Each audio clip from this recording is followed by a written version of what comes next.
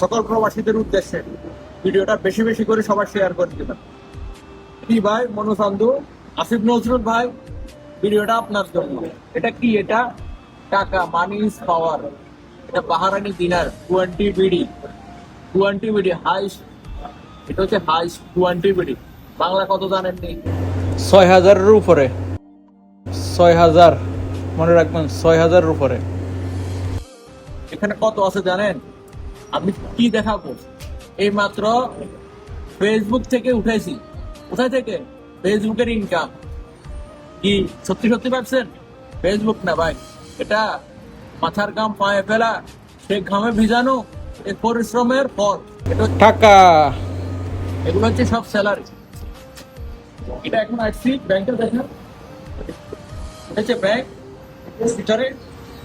এখন আসছি কি রেমিটেন্স পাঠাইতে, কিন্তু না, এখন রেমিটেন্স পাঠাবো না। Remittance shutdown. কেন?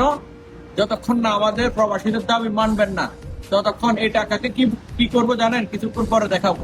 এখনো এটা কিছুই করবো না, একটু পরে দেখবেন, আরেকটা ভিডিওতে দেখবেন এই টাকাগুলো এখানে সাইড টুকরো, এক একটা টাকা সব সাইড টুকরো হয়ে পড়ে আছে। সকল প্রবাসী ভাইয়েরা ভিডিওটা অবশ্যই একটা শেয়ার করবেন, এবং কি আমরা চাই যত সম্ভব যত তাড়াতাড়ি আমাদের প্রবাসীদের দাবি দেওয়া যেন মানে। ওকে, মাইন্ডে মনে রাখবেন প্রবাসীরা কি জিনিস।